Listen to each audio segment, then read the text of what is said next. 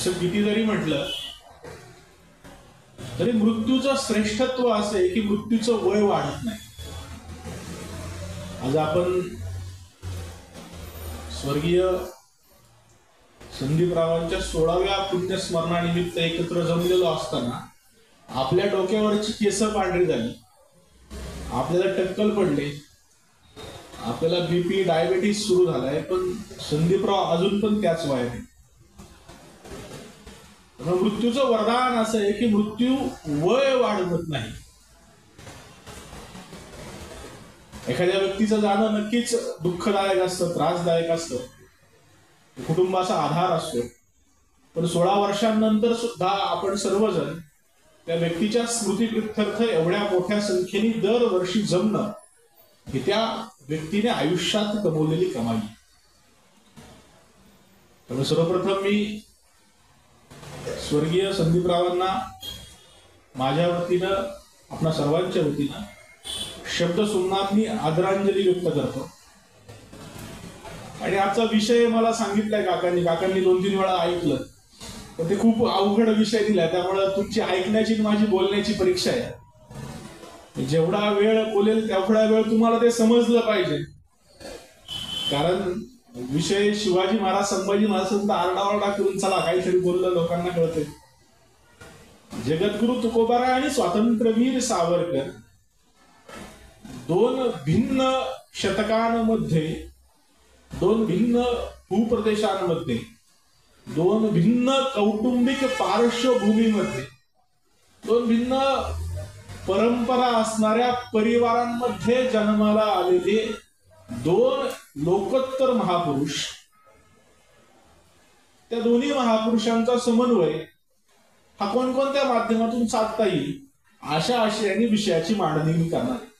हे करत असताना आपल्या सगळ्यांना समजण्यासाठी, सहज सोपं आणि सुंदर व्हावं यासाठी काही प्रसंगांची मांडणी पण त्यात करण्याचा प्रयत्न करेल.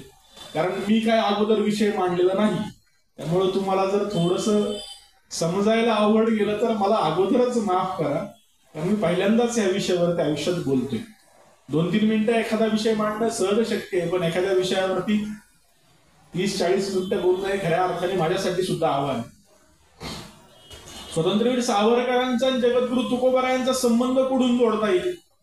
रत्नागिरीमध्ये स्थानबद्धतेमध्ये असताना स्वातंत्र्यवीर सावरकरांनी हिंदुत्व नावाचं एक पुस्तक लिहिले, आणि त्या हिंदुत्व या पुस्तकाचा शेवट करताना सावरकरांच्या राजकीय हिंदुत्वाचं अंतिम ध्येय काय बुवा, तर ते ध्येय सांगताना स्वातंत्र्यवीर सावरकरांनी जगद्गुरु संत श्रेष्ठ संत श्री तुकोबारायांचा अभंग लिहिलाय आणि स्वतःच्या त्या हिंदुत्व या पुस्तकेचं लोकार्पण केलंय. तो अभंग म्हणजे आमचा स्वदेश भुवनत्रयामध्ये वास, माय बापाची लाडकी कडो आले हे लौकिकी, नाही निपराध कोणा आम्हामध्ये भेद, तुका म्हणे नाम अवघे आमचे हे धाम.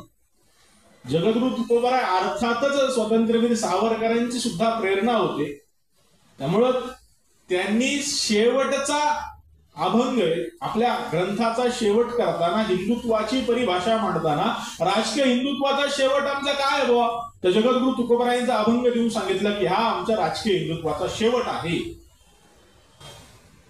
त्यामुळे सावरकर आणि तुकोबाराय हे खऱ्या अर्थाने एक जरी वेगळे दिसत असले तरी एकच महापुरुष म्हणता येईल की ज्यांचा विचार एक 17व्या शतकामध्ये जन्माला आलाय, तर एक 20व्या शतकामध्ये जन्माला आलाय. एक इंद्रायणीच्या काठावरती वाढलाय, तर दुसरा गोदावरीच्या तटावरती वाढलाय. पण या दोन्ही तटावरती वाढत असताना, दोन्ही भूप्रदेशात वाढत असताना दोघांचा विचार मात्र एक. 3 दृष्टांत सांगायचे झाले तर जन्माच्या बाबतीत जगद्गुरु तुकोबाराय म्हणतात, मला काय हौस नाही आली जन्माला यायची, मला तर साक्षात भगवंतांनी पाठवले. आम्ही वैकुंठवासी आलो याचे कारणासी, बोलिले जे ऋषी साचे भावे वर्तावया. आम्ही कशासाठी आलोय? धर्माचे पाळणं करणे, पाखांड खंडन हेची आम्हा करणे काम, बीज वाढवावे नाम. तीक्ष्ण उत्तरे हाती घेऊन या बाण फिरे, नाही भीड भार तुका म्हणे सांगतो. आम्ही कुणालाही घाबरत नाही. आम्ही कशासाठी आलोय? धर्म रक्षणासाठी अवतीर्ण झालोय. स्वतंत्रवीर सावरकर काय म्हणतात? अनादि मी, अनंत मी, अवध्य मी भला, मारीर पूजगती असा कवन जन्मला. तर दोघांच्या जन्माचा उद्देश, दोघांच्या अवतार कार्याचा उद्देश एकच आहे, तो म्हणजे धर्म रक्षण करणं. आणि या सगळ्यामध्ये दोघांच्याही शेवटाचा विचार करताना दोघांनाही मृत्यूची भीती नाहीये. जगद्गुरु तुकोबा म्हणतात काय ते वेळेचं सांगता तुम्ही. जो काळ तुम्ही ज्या काळाला घाबरता, जो वेळ तुम्हाला सहन होत नाही, जो वेळ तुम्ही परत मिळवू शकत नाही, ज्या काळाच्या भीतीपोटी तुम्ही जगताय, तो जगा काळ खाय आम्ही माथा दिले पाय. त्या जगातला ज्या काळाची भीती आहे, काळ ज्या जगाला खातोय, त्या काळाच्या माथ्यावरती पाय देऊन उभा आहे. त्याच कवितेमध्ये सावरकर काय म्हणतात, अग्नी जाळी मदसी ना खडग छेदितो, भिवणी मला भ्याड मृत्यू पडत सुटत. दोघांच्या वाङ्मयाचा विचार करताना दोघांच्या विचारामध्ये साम्य आणि त्याही पलीकडे जाऊन दोघांच्या मृत्यूमध्ये साम्य, दोघांच्या शेवटामध्ये साम्य. जगद्गुरु तुकोबरायांनी सदैव वैकुंठ गमन स्वीकारले. कुणाच्या वेळेनुसार? स्वतःच्या वेळेनुसार.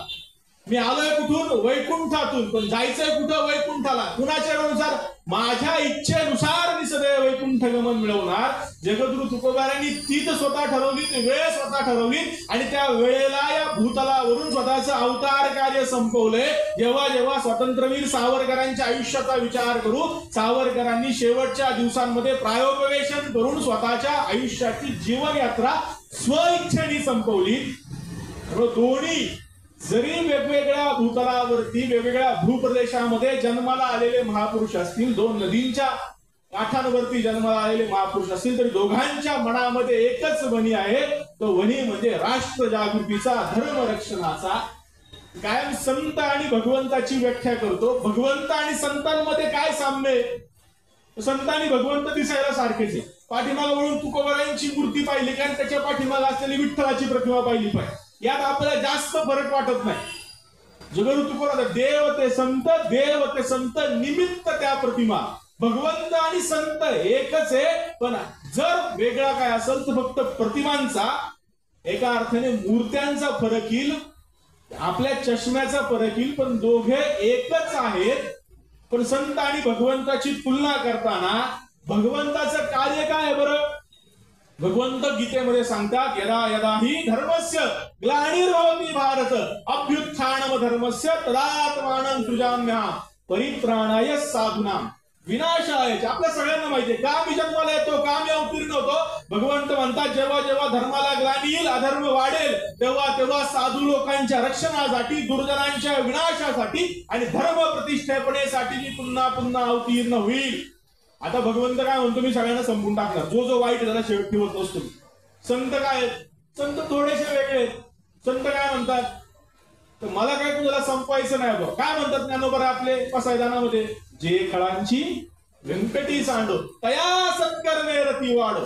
जे जे वाईट आहेत त्या वाईटातलं वाईटत्व नष्ट हो आणि चांगुलपणा राहावं, हे आमचं कार्य. संत आणि भगवंत दिसायला जरी एक सारखे असले तरी संतांचं कार्य भगवंताच्या पेक्षा एक पाऊल पुढे जाऊन श्रेष्ठ आहे.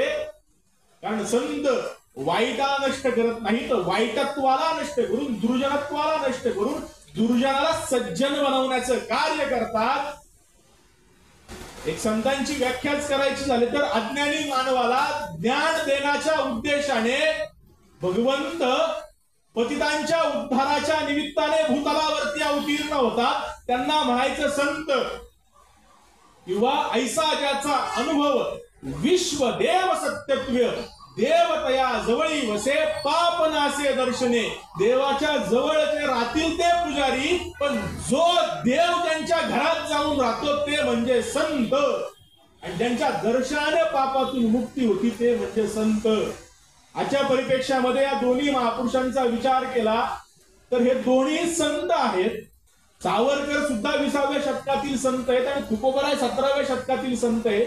जरी महापुरुष म्हणून आपण त्यांची गणना केली तरी संतांची व्याख्या काय तुकोबराय करतात? जगाच्या कल्याणात संतांच्या विभूती देह कष्टविती परोपकारे, जे जगाच्या कल्याणासाठी स्वतःचा देह भिजवतात अशांना आपण म्हणतो संत.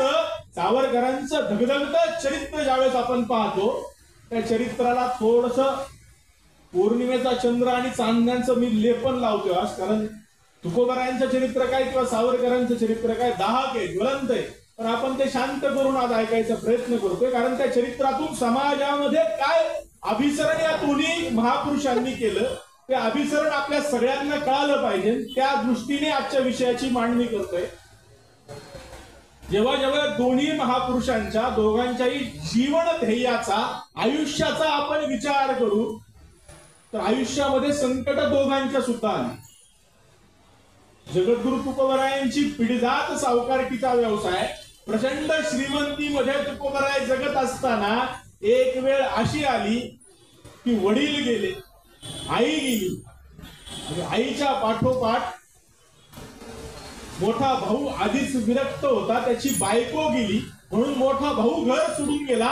एका अर्थाने भरलेलं सुखी संसाराचं घर होतं ते घर उजाड झालं, दुष्काळ पडला। दुष्काळामध्ये पहिली पत्नी आणि मुलगा अन्नान्न करून मेले, खाण्यासाठी अन्न नाही का? तर जगद्गुरु तुकोबारायांनी सगळं घर खुलं केलं, सांगितलं ज्याला जे घरातून घेऊन जायचे ते घेऊन जावा, आणि जिथं एका अर्थाने धान्याच्या राशी सोन्याची नाणी ज्या घरामध्ये पडली होती तिथं आता उंदरं आणि ढेकणं सुद्धा दिसायची बंद झाली, कारण घरात खायलाच अन्न नाही तर काय घरामध्ये प्राणी तरी येणार आहे।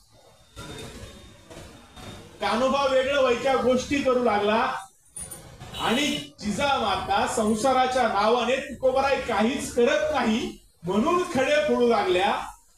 ही तुकोबारायांची अवस्था,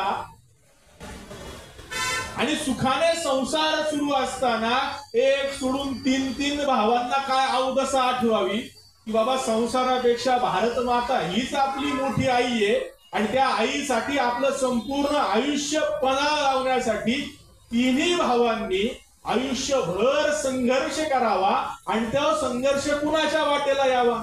तो संघर्ष काय पुरुषाच्या वाटेला एकट्याच्या येतो का? तुकोबारायांची आवली आणि सावरकरांची यमुना अक्का त्या दोघींची अवस्था सारखी।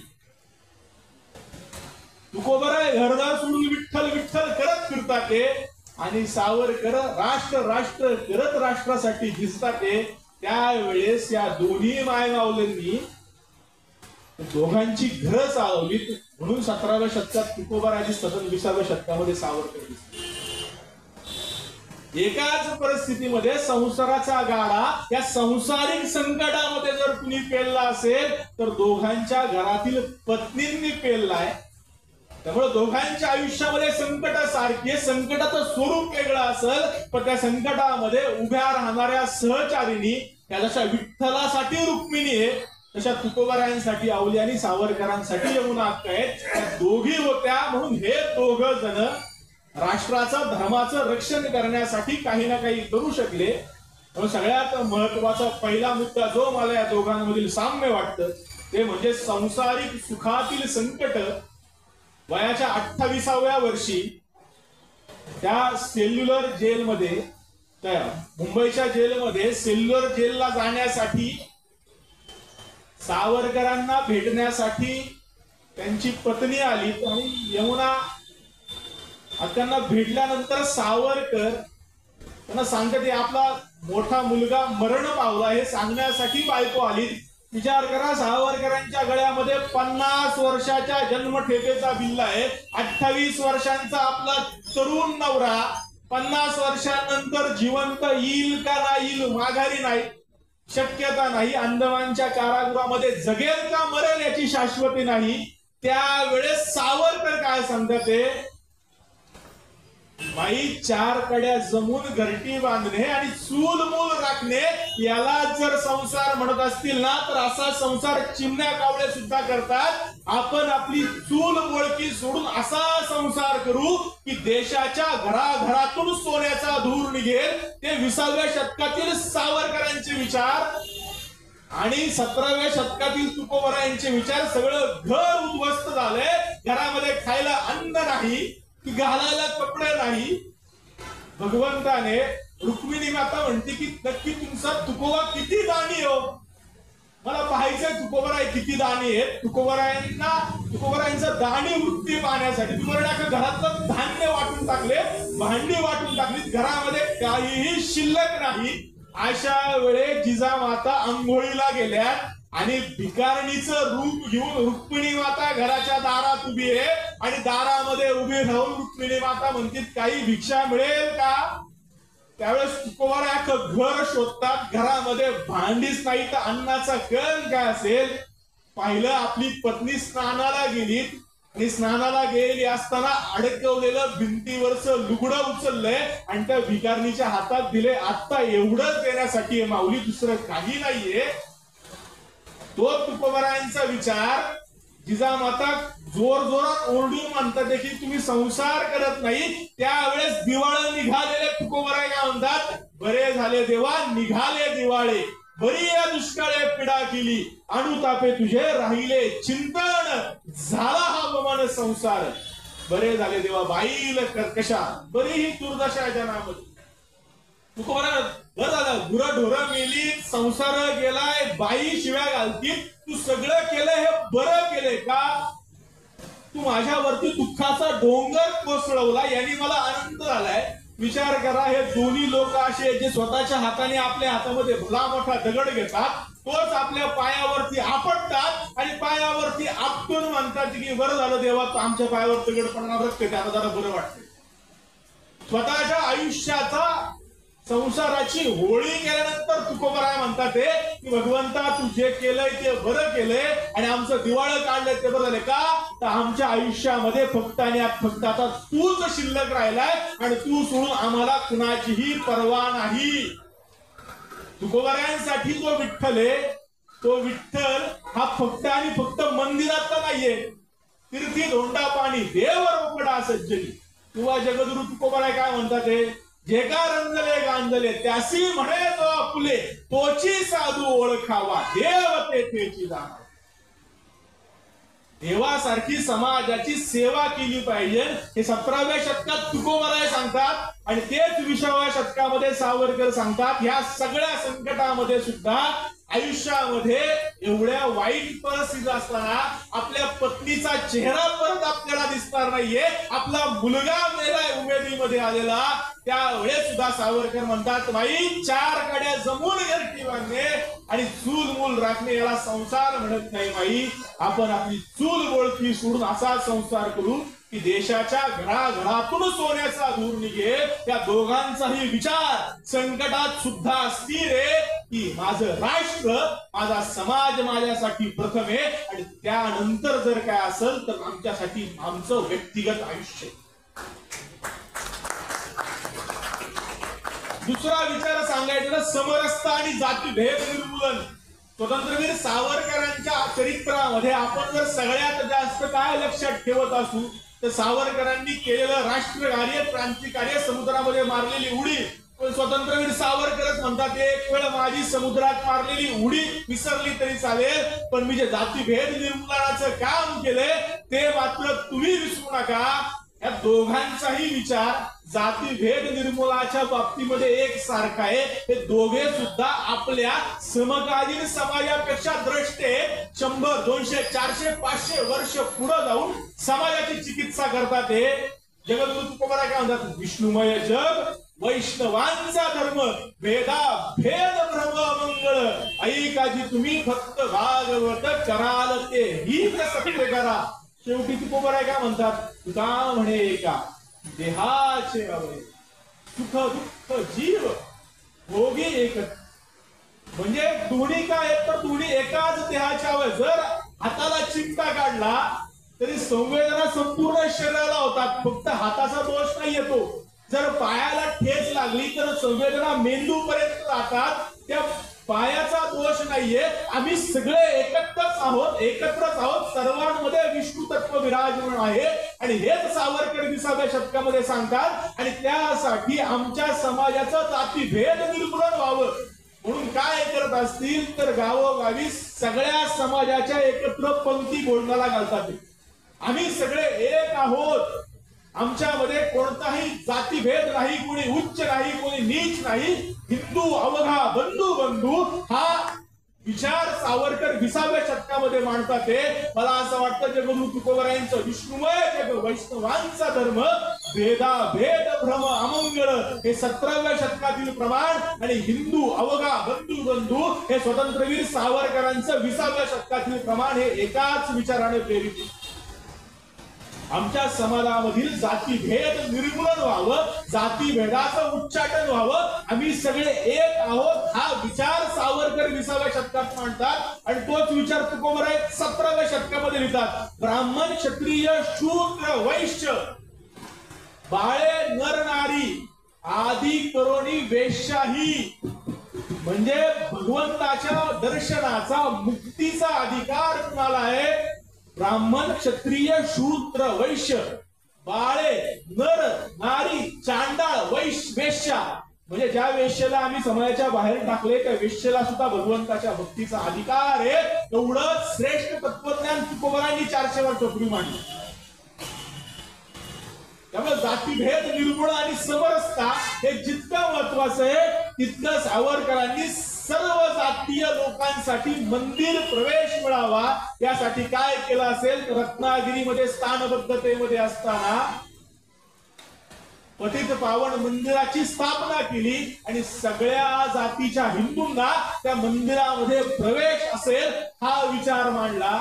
मंदिरांचाच विषय निघाला म्हणून तुकोबराय काय करतात ते? तुकोबरायांनी आपल्या आयुष्यामध्ये 3 मंदिरं बांधली.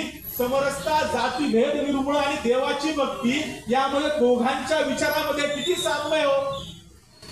तुकोबरायांनी 3 मंदिरं बांधली. त्यातलं पहिलं मंदिर कुणाचं असेल तर तुकोबरायांनी आपल्या घरातील कुलदैवत असलेल्या विठ्ठल रुक्मिणीचं मंदिर बांधलं. धन्य देहू गावं पुण्यभूमी ठावं नांदेड तेथे देव पांडुरंग धन्य क्षेत्रवासी लोक ते दैवाचे उच्चारते वाचे नाम वच. हे जे तुकोबराय लिहितात विठ्ठल आणि रुक्मिणीचं स्वयंभू मंदिर जगद्गुरु तुकोबरायांनी बांधलं. तेवढ्यावर तुकोबराय थांबत नाही. जातीभेदाच्या पलीकडे जाऊन किती सर्वश्रेष्ठ विचार तुकोबरायांनी केलाय. आळंदीमध्ये जाऊन ज्ञानेश्वर माऊलींचं मंदिर बांधलं. आज सुद्धा ज्ञानोबरायांच्या मंदिरामध्ये आपण दर्शनाला गेलं तर गाभाऱ्याच्या बाहेरच शिलालेख लावलेला आहे की या मंदिराच्या गाभाऱ्याचे बांधकाम देहूच्या जगद्गुरु तुकोबरायांनी केले. तर चला एक वेळ समजून घेऊ की तुकोबरायांनी घरचं मंदिर बांधलं तुकोबरायांच्या पूर्वजाचं आहे. तुकोबरायांनी ज्ञानोबरायांचं मंदिर बांधलं. ज्ञानोबराय माऊली आहेत त्याही पुढे जाऊन उच्च कुळातले उच्च जातीतले आहेत. पण तुकोबराय उच्च नीच काही नेने भगवंत तिष्ठे भावभक्ती देखून या अभंगामध्ये 23 संतांची प्रमाण देतात. पण त्या 23 संतांमध्ये एकाच व्यक्तीला जगद्गुरु तुकोबराय संत असं नाव लावतात. ते कोणी माहितीये? त्यांचं मंदिर तुकोबरायांनी 3रं बांधले. अखंड भारतवर्षामध्ये नवे विश्वामध्ये त्या व्यक्तीचं मंदिर तुकोबरायांनी बांधेपर्यंत काय अगदी मागच्या 10 वर्षापूर्वीपर्यंत त्या व्यक्तीच्या जन्मगावात सुद्धा नव्हतं. त्या व्यक्तीच्या कर्मभूमीत सुद्धा नव्हतं आणि त्या व्यक्तीची समाधी आहे तिथं सुद्धा नव्हतं. काय म्हणतात तुकोबराय? चोखा मेळा संत जीवीचे सोयरे विसरण पडो यांचा घडी. 23 नामदेवरायांचं नाव घेतले ज्ञानोबरायांचं घेतले निवृत्तीनाथांचं घेतले मुक्ताबाईंचं घेतले कबीराचं घेतले एकनाथ सगळ्या संतांची नावं झाडून पुसून तुकोबराय घेतात. पण चोखोबराय जेव्हा येतात तेव्हा तुकोबराय म्हणतात चोखा मेळा संत जीवीचे सोयरे विसरण पडो यांच्याकडे. चोखोबराय काय येत माझ्यासाठी संत तर आहेतच पण माझ्यासारखे माझ्या जीवाचे सोयरे आणि त्यांचा मला एक क्षण सुद्धा विसर पडो नये म्हणून काय करतात तुकोबराय तर 400 वर्षापूर्वी दलित आजच्या भाषेमध्ये महार समाजात जन्माला आलेल्या संताचं विश्वभरात कुठेही मंदिर नसताना ज्या व्यक्तीला काय म्हणतात तुकोबराय? अबीर गुलाल उधळीत रंग नाथा घरी नाचे माझा काय सुंदर अभंग आहे. त्या अभंगाची पुढची ओळ काय आहे? उंबर ख्यासी कैसे शिव आम्ही जातीहीन रूप तुझे कैसे गाऊ रूप तुझे कैसे पाहू त्यात आम्ही दीन. अर्थ काय बरं काहीतरी अर्थ आपल्या डोळ्यासमोर आला. उंबर ख्यासी कैसे शिव आम्ही आमची जातच अशी आहे भगवंता की आम्ही तुझ्या उंबरेला सुद्धा स्पर्श करू शकत नाही. 17व 16व शतक मध्ययुगामध्ये आजच्या सारखं विठ्ठलाचं पदस्पर्श दर्शन नव्हतं. विठ्ठलाला आपण उराउरी होतो. विठ्ठलाला गळा भेट घेण्याची प्रथा त्यावेळेस होती. विठ्ठलाची गळा भेट सोडा, विठ्ठलाचं पदस्पर्श सोडा, विठ्ठलाचं मुखदर्शन सुद्धा नशिबात नसलेले चोखवार आहे. उंबरठ्यासी कैसे शिव आम्ही जाती विण, अरे रूप तुझे कैसे पाहू त्याचा मी दिन. अरे भगवंता आम्ही एवढे गरीब की तुझं रूप सुद्धा पाहू शकत नाही. त्याही पुढे जाऊन पायरीशी होऊ दंग, पायरीवरती सुद्धा नाही बरं का, पायरीला स्पर्श सुद्धा करण्याचा अधिकार चोखोबरांना आहे. पायरीशी होऊ दंग गाऊन अभंग, नाथा घरी नाचे माझा सखा पांडुरंग. 800 वर्षापूर्वी आमच्या समाज व्यवस्थेने ज्या चोखोबरांना नाकारले त्यांचं मंदिर जन्मभूमीत कर्मभूमीत समाधी जिथं आहे तिथं सुद्धा नाहीये. तिथं 400 वर्षापूर्वी तुकोबराय म्हणतात चोखामेळा संत जीवीचे सोयरे विसरणं पडो यांचा घडी. आणि त्यांचं मंदिर स्वतःच्या जन्मभूमीमध्ये कर्मभूमीमध्ये बांधतात. ही समरसता नाही तर काय. आणि तोच विचार स्वतंत्रवीर सावरकर 17व्या शतकामध्ये रत्नागिरीमध्ये स्थानबद्धतेमध्ये असताना सांगतात की कुणी हिंदू पतित नाहीये, कुणी हिंदू दलित नाहीये आणि सगळ्यांना भगवंताच्या भक्तीचा भगवंताच्या दर्शनाचा अधिकार आहे. आणि त्यासाठी पतित पावन मंदिराची स्थापना करून सगळ्या हिंदूंना आव्हान. प्रसंग स्वतंत्रवीर सावरकर चित्रपटामध्ये पाहिला असेल की जर तुम्ही यांना प्रवेश दिला तर आम्ही सुद्धा तुम्हाला पतित समजू, दलित समजू. सावरकर त्या धमक्यांना न घाबरता त्या आमच्याच दलित समाजातल्या वर्षानुवर्ष पीडित अवस्थेमध्ये असलेल्या हिंदू समाजाला मंदिरामध्ये प्रवेश देतात. दोघांबद्दल साम्य, दोघांच्या आयुष्याचा विचार करताना त्या दोघांनी सुद्धा आपल्या आयुष्यामध्ये धर्माची चिकित्सा केली. सावरकर प्रचंड धर्म चिकित्सक, काही काही विचार तर आपल्याला सुद्धा पटत नाही. गोमातेविषयीचे सावरकरांचे विचार आपण लगेच कळत जातो, हे काय आम्हाला पटत नाही.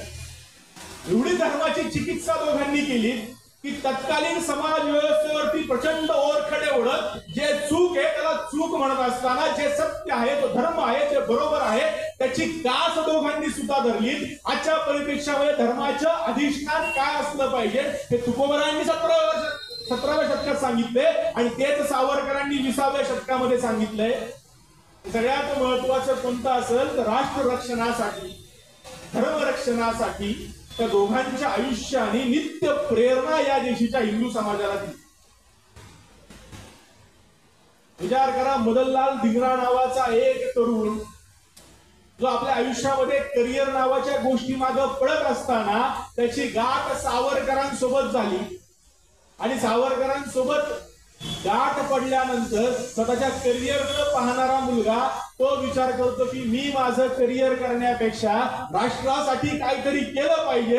आणि स्वतंत्रवीर सावरकरांच्या प्रेरणेने त्याने काय केलं असेल तर कर्दनवाईलीचा लंडन मध्ये वध केला आणि त्याच वेळेस अनंत काळेंनी जॅक्सन नावाच्या जिल्हा अधिकाऱ्याची हत्या केली. राष्ट्र रक्षण करण्यासाठी फक्त माझं जबाबदारी नाहीये, माझं काम नाहीये, तर माझ्यासोबत मी असंख्य व्यक्तींना प्रेरणा देईल हा सावरकरांचा विचार आहे. सावरकरांना 50 वर्षाची काळ्या पाण्याची शिक्षा फक्त पिस्तूल वापरलं म्हणून झालेलं नाहीये, तर इंग्रजांना माहित होतं की जर या व्यक्तीला आम्ही गजा आड टाकलं नाही तर हा व्यक्ती आमच्यासाठी सर्वात मोठा धोका असेल. तर राष्ट्र रक्षणाची प्रेरणा कित्येक तरुणांना क्रांती कार्यामध्ये आणणं असेल किंवा सावरकरांनी लंडन मध्ये जाऊन काय केलं असेल, लंडन मध्ये जाऊन इथल्या या देशीच्या कितीतरी तरुणांना आव्हान केले की तुम्ही परदेशात येऊन भारतीय स्वातंत्र्यासाठी लढा. कितीतरी तरुणांना उभं केले आणि आपल्या सोबत राष्ट्र रक्षणाच्या कार्यामध्ये जोडलंय. त्यामुळे जो सावरकरांचा 20व्या शतकातील विचार आहे तोच तुकोबरायांचा 17व्या शतकातील विचार आहे. अखंड भारतवर्षामध्ये इस्लामिक राजसत्तांनी नंगा नाच घातलेला असताना, हिंदूंच्या माय भगिनींची अप्रू सुरक्षित असताना, हिंदूंच्या देवी देवतांची तोडफोड होत असताना, हिंदूंच्या समाज नेतृत्व समाजाच्या कत्तली होत असताना, सरसकट शेती जाळली जात असताना, जगद्गुरु तुकोबरायांनी धर्मरक्षणाचं कार्य करत असताना काय केलं असेल तर 15 वर्षाचे छत्रपती शिवराय, शिवबा नावाचा एक व्यक्ती तुकोबरायांकडे येतो आणि तो म्हणतो की मला धर्मरक्षण करायचंय, ही नवी स्वराज्यवाडी श्रींची इच्छा, ही शपथ मी घेतली. तुकोबरायांच्या शिवरायांच्या आयुष्यातील प्रसंग आपल्या सगळ्यांनाच माहिती आहे. तो उद्धृत करतो की आपला आठवण व्हावी म्हणून की जगद्गुरु तुकोबरायांच्या दर्शनाला नियमित शिवराय जायला लागले. पहिल्यांदा शिवरायांनी नजराणा पाठवला की कोण तुकोबराय, जाऊन जरा पाहून तरी बुवा. आणि तुकोबरायांना पाहण्यासाठी म्हणून नजराणा पाठवलाय आणि तो सगळा नजराणा तुकोबरायांनी पाहिला आणि तो आहे तसा माघारी पाठवला. आणि 14 अभंगांचं पत्र छत्रपती शिवरायांना पाठवले. त्या अभंगांमध्ये तुकोबराय म्हणतात, दिवट्या छत्री घोडे हे तो बऱ्याच न पडे, आता एक पंढरीला या मग गोविसी कासया मानदंब चेष्टा, ही तो सुकराची निष्ठा. काय म्हणताय तुकोबराय? छत्रपती शिवराय, तुम्ही जो आम्हाला नजराणा पाठवलाय दिवट्या छत्री घोडे, हे काय बरोबर वाटत नाही आम्हाला. भगवंता, तू का बरं मला या संकटामध्ये टाकले? आमच्यासाठी मान असेल, दंभ असेल, चेष्टा असेल, हे सुकाराच्या निष्ठेसारखं आहे. त्यामुळे शिवराय, हा तुमचा नजराणा तुम्हालाच ठेवा का? मुंगी आणि राव आम्हा सारखाची जीव, गेला मोह आणि आशा, कळी काळाचा हा पासा. शिवराया, कुणाच्याही पायाखाली चिरडली जाणारी मुंगी काय आणि तुमच्यासारखा श्रेष्ठ राजा काय, दोन्हीही आमच्यासाठी सारखेच आहे. कारण आम्हाला या कळी काळाचा कसलाही मोह आणि आशा राहिलेली नाहीये. आणि तुम्ही काय आम्हाला देणार? तुम्ही काय आहोत? तिन्ही त्रिभुवनी आम्ही वैभवाचे धनी. तुमचं हे धन आम्हाला कसं आहे, जसं हिंदूंना गायी कापणं आणि तिच्या गोमांसाला स्पर्श करणं अपवित्र आहे, शिवराया तसं आमच्यासाठी तुमचं धन आहे. तुका म्हणे धन आम्हा गोमांसा समान. जर तुम्हाला आमच्यासाठी काय करायचं असेल तर काय म्हणतात तुकोबराय, आम्ही ते नाही सुखी म्हणा विठ्ठल विठ्ठल मुखी, तुमचे येर विप्र धन ते मज मृत्तिके समान, कंठी मिळवा तुळशी व्रत करा एकादशी, म्हणवा हरीचे दास तुका म्हणे मजही आस. जर आम्हाला सुखी करायचं असेल तर भगवंताचे दास स्वतःला म्हणून घ्या, असं शिवरायांना उपदेश केला. शिवराय दर्शनाला आले आणि दर्शनाला आल्यानंतर शिवरायांच्या मनामध्ये विरक्ती जागृत झाली आणि शिवाजी महाराज म्हणले, आता काय माझ्या घरी मी जात नसतो, आता माझं काम काय आहे? तर माझं काम फक्त आणि फक्त मोक्ष प्राप्ती करणं. वाट भटकलेल्या शिवरायांना उपदेश करणारे तुकोबराय आणि वाट वाकडी करणाऱ्या मदनलाल धिंगरांना राष्ट्रभक्तीच्या मार्गावरती आणणारे सावरकर, हे दोन्ही एकसारखं. आणि जेव्हा जेव्हा क्षात्र धर्म लयाला जातोय तेव्हा तेव्हा हे दोन्ही महात्मे क्षात्र धर्माची जागृती आणि तो नक्की काय आहे याची जाणीव या देशीच्या समाजाला करून देतात. म्हणून सावरकर दुसऱ्या महायुद्धामध्ये जास्तीत जास्त हिंदूंनी सैन्यामध्ये सहभागी होऊन सशस्त्र व्हावं हा उपदेश करतात. आजच्या परिप्रेक्षात तो उपदेश आम्हाला योग्य वाटतो, पण त्यावेळेस आमच्याच देशाच्या नेतृत्वाला ते बरोबर वाटत नाही. छत्रपती शिवरायांना विरक्ती प्राप्त झाली तर विरक्ती प्राप्त नंतर शिवाजी महाराज म्हणतात, आता मी काय माघारी जात नाही. तेव्हा शिवरायांना उपदेश करताना जगद्गुरु तुकोबराय म्हणतात की आमचं कार्य धर्मजागृती करणं आहे शिवराया, आणि जागृत केलेल्या धर्माचं रक्षण करणं हे तुमचं कार्य आहे. आम्ही टाळ चिपळा विनांनी जागृती करू आणि तुम्ही ढाल तलवारींनी या देशाच्या धर्माचं रक्षण केलं पाहिजे. आणि परत शिवरायांना पाठवून देतात. त्यामुळे एका अर्थाने शिवरायांना उभं करणारे राष्ट्र रक्षणासाठी जगद्गुरु तुकोबराय असतील किंवा मदनलाल धिंगरा, अनंत कानडे आणि पूर्ण अंदमानामध्ये धर्मरक्षणासाठी राष्ट्र रक्षणासाठी कित्येक क्रांतिकारकांना प्रेरणा देणारे स्वतंत्रवीर सावरकर असतील, ह्या दोन्ही एकाच नाण्याच्या दोन बाजू. जाता जाता सगळ्यात महत्वाचं काय असेल तर दोघांच्या आयुष्यातील दूरदृष्टी. या दोन्ही महापुरुषांचा विचार केला तर दोघांनी सुद्धा आपल्या काळापेक्षा 100, 200, 300, 400, 500 वर्ष पुढे जाऊन पाहिलं. आज सुद्धा स्वतंत्रवीर सावरकरांचं एखादं वाक्य जर आपण आठवलं, एखादं वाक्य जर आपण वाचलं तर ते वाक्य चपखल कोणत्या ना कोणत्या ठिकाणी बसतं आणि आपल्याला वाटतं की बरोबर सावरकरांनी त्यावेळेस सांगितलं, पण ते आज सुद्धा बसतंय. तुकोबरायांचा एखादा अभंग आमच्या डोळ्यासमोर येतो, तो अभंग आम्ही वाचला की म्हणतो, तुकोबराय 400 वर्षापूर्वी सांगून गेले, हे तर आज सुद्धा लागू आहे. आपल्या वाङ्मयाची निर्मिती करताना ते वाङ्मय या दोघांनी सुद्धा अशा प्रकारे निर्माण केलं की ते आजच्या समाजासाठी प्रेरणादायी आहेत. पण आजपासून पुढच्या कित्येक वर्ष मी कायम सांगतो, चंद्र सूर्य पावेतो नवे नवे, जोपर्यंत सावरकर आणि तुकोबरायांचं वाङ्मय आहे तोपर्यंत आकाशामध्ये चंद्र आणि सूर्य. एवढं ते दूरदृष्टीपणाचं आहे. मागे एका ठिकाणी वाचलं होतं, तुकोबराय किती प्रेरणा आहे. तर तुकोबरायांचे अभंग सावरकर अंदमानामध्ये दगडाच्या टाळ चिपल्या घेऊन गायचे. अंदमानाच्या तुरुंगामध्ये असताना स्वतंत्र सावरकर तशा कविता लिहायचे. त्याच प्रकारे अंदमानाच्या तुरुंगामध्ये सावरकर जगद्गुरु तुकोबरायांचे अभंग दगडाचे टाळ चिपल्या घेऊन जेलमध्ये गायचे. ही सावरकरांची तुकोबराय भक्तीचे. त्या दोघांचा विचार आपल्या वाङ्मय लिहिताना काय, गुण सुमने मी वेशी येली या भावे, कशासाठी की तिने सुगंधा घ्यावे, जरी उद्धरणी वेळ तिच्या होसाचा, हा व्यर्थ भार विद्येचा. भगवंता, ही सगळी जी गुण सुमन मी मिळवली, हे सगळं मी लिहितोय, या सगळं कुणासाठी, तिने म्हणजे कुणी या मातृभूमीचा सुगंध घ्यावा. जर तिच्या उद्धारासाठी, तिच्या रक्षणासाठी जर माझी ही गुणसुमनं येत नसतील, माझ्या कविता, माझे लेख, माझी पुस्तकं येत असतील, हा माझा विद्येचा फार व्यर्थ आहे. जगद्गुरु तुकोबराय हे सगळं देवावरती टाकतात. माझी या युक्तीचा हा नव्हे प्रकार, मद विश्वंभर बोलवितो, हे काय माझ्या घरचं नाही. पुढीले भांडार धन्याचा हा माल, हे कुणाचं आहे? धनी. धनी कोण आहे? तुकोबरायांचा विठ्ठल. पुढीले भांडार धन्याचा हा माल, मी तव हमाल भारवाई. मी जे एवढं सगळं लिहिलंय ते लोकांना आवडतंय. जे कालातीत आहे, ज्याला आपण म्हणतो अभंग, अभंगाची काय, ते कधीही भंग होत नाही. ते अभंग हे माझे नाहीये, हे कुणाचे? पुढीले भांडार धन्याचा हा माल, मी तव हमाल भारवाई. मी तर फक्त हमाल आहे, माझ्या धन्याने सांगितलं त्याचा भार फक्त मी वाहतोय. त्यामुळे या दोघांचा विचार, दोघांचं चरित्र आज सावरकरांना जाऊन जवळजवळ 50 वर्ष होऊन गेली. जवळ तुकोबरायांच्या वैकुंठ गमनाचं 375 वर्ष सुरू आहे. पण दोन्ही महापुरुष वेगवेगळ्या परिस्थितीमध्ये, वेगवेगळ्या काळामध्ये, वेगवेगळ्या वेळेमध्ये, वेगवेगळ्या कौटुंबिक पार्श्वभूमीमध्ये जरी जन्माला आले असले, तर दोघांच्या जीवनाचं ध्येय एकच होतं.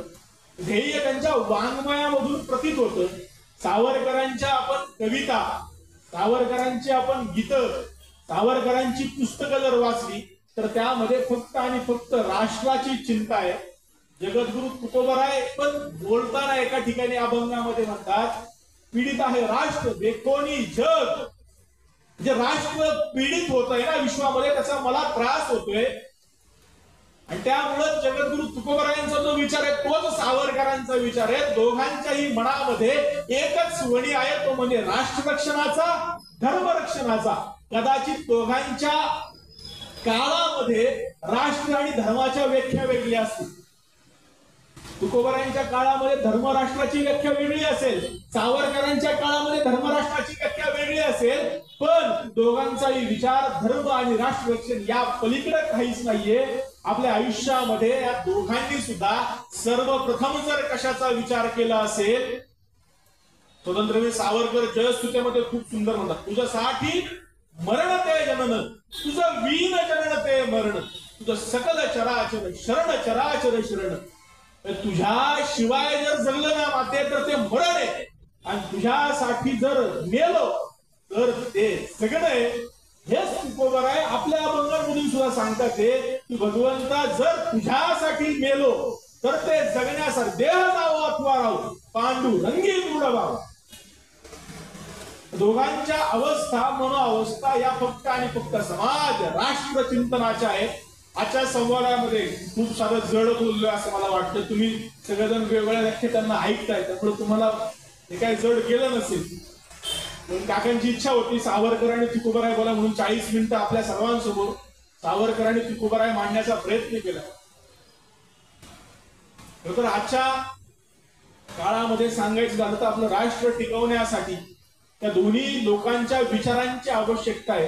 कारण जातीभेद, या व्यासपीठावरून बोलणं योग्य अयोग्य मला माहित नाही, पण जातीच्या भावना एवढ्या घट्ट आज गेल्या काही महिन्यांमध्ये झालेला असताना आम्ही आडनावावरून एकमेकांची जात ओळखायला लागलो. तू कुलकर्णी का, तू बामणाचं वाटतं, तू पाटील, तू मराठाचं वाटतं, तू वंजाराचं वाटतो, तू माळ्याचं वाटतं.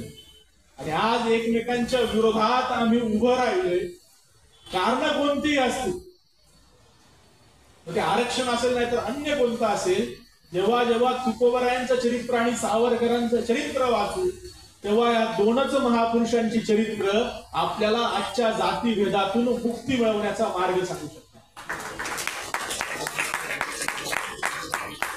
आपला विचार स्पष्ट असला पाहिजे. आम्ही सगळे जातीपेक्षा अगोदर काय आहोत तर हिंदू आहोत आणि ते हिंदुत्व जपण्यासाठी आम्ही मरेपर्यंत प्रयत्न केला पाहिजे. म्हणून जाता जाता एक दृष्टांत सांगतो, दोघांचे विचार आपल्यासाठी काय आहेत आणि माझ्या वाणीला पूर्ण विराम देतो. एक गाव असतं आणि त्या गावामध्ये नवरा बायको सुखाने संसार करत असतात, नांदत असतात.